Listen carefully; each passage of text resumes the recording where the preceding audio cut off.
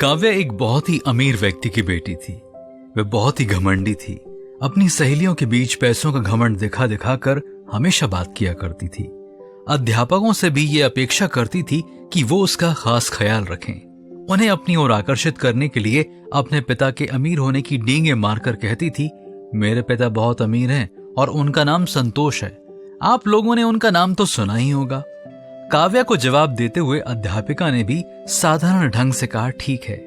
ये सुनकर काव्या से रहा न गया और अपनी सहेलियों के पास जाकर गुस्से से कहती है कि मेरे पिता का नाम संतोष है और वो बहुत ही अमीर हैं। ये जानकर भी अध्यापिका ने मुझे साधारण ढंग से जवाब दिया।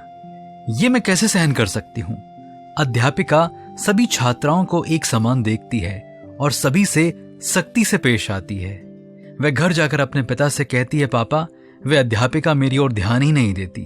कुछ ऐसा कीजिए कि वह मुझसे इज्जत से पेश आए। ये सुनकर पिता ने एक पत्र लिखा और उसे एक लिफाफे में डालकर काव्या से कहा, इस पत्र को अपनी अध्यापिका को दे देना, फिर देखना तुम्हारी किस प्रकार इज्जत की जाएगी। ये सुनते ही काव्या बहुत खुश हो गई और अपने पिता को गले से लगा लिया। अगले दिन काव्या अध्यापिका को वह पत्र देती है। पत्र पढ़ने के बाद अध्यापिका उस पत्र को काव्या के हाथों में देकर उसे पढ़ने के लिए कहती है। उस पत्र में लिखा था, मेरी बेटी एक अमीर व्यक्ति की बेटी है तो क्या हुआ, आप उसे भी अन्य सभी छात्राओं के समान ही देखना।